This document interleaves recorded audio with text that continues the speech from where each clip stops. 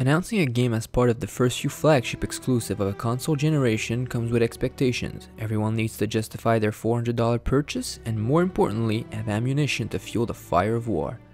The console war, that is. This is what Ready at Dawn set out to do with the Order 1886.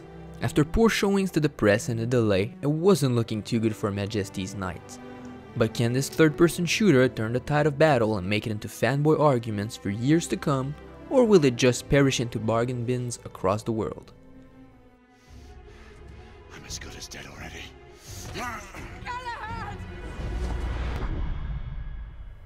You start the game off as a prisoner of what you quickly learn is the Order, the same order you fight for when the flashback sequence kicks in after your escape. You're thrown into an alternate universe London a month prior to the event leading to your imprisonment.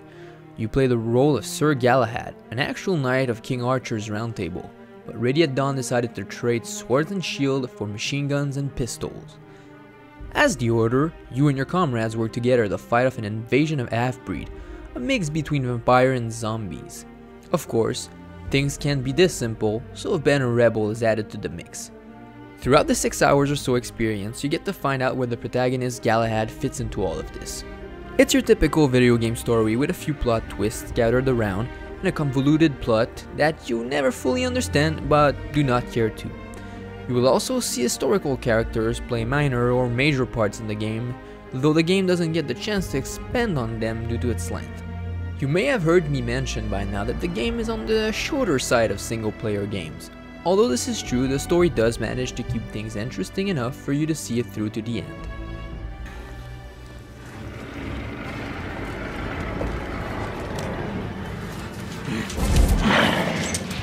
So what happens when the cutscenes end? Sadly, this is where the Order loses its appeal. When you're not endlessly shooting your way through waves of enemies, you're asked to walk around and look for things. I don't mean this in a derogatory way. You actually have to look through shelves and drawers for clues. This would be fine if you did not have to do it multiple times throughout a game that is already short on interesting gameplay mechanics. There is also the not so occasional rotating of an object for observation. It shows off the wrist physics quite well, but is far from useful. The game too often trades game mechanics for cinematic feel. This leads to poor traversal through a level.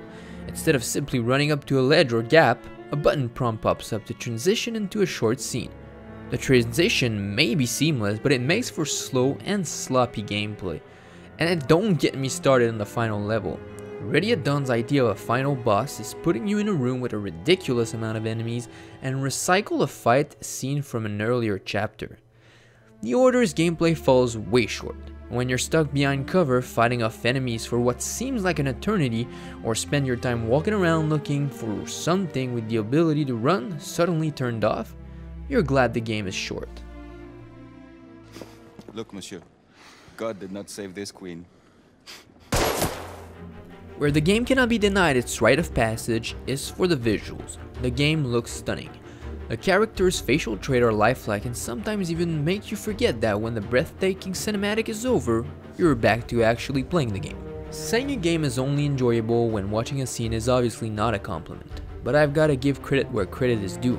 The game even dares you to find flaws during those tedious bits where you're zoomed in on an object. It knows you won't find a blurry texture. Neither will you find fun, but that's not my point right now. I can't wait to see the Order's wrapping slapped on another game, hopefully with a better package to go along with it. I can smell you, human fuck. Trust me when I say this, I really wanted to enjoy the game. I tried very hard, but the truth is I did not. The game does look great, it does manage to tell an interesting story. What it does not do is give you any reason to play through it. It's hard to make a case for a short single player experience with no other modes to go along with it. The visuals alone cannot make up for the lackluster gameplay and the uninteresting game mechanics. You can dress up a doll as much as you like, but in the end, it's still a doll. Fuck.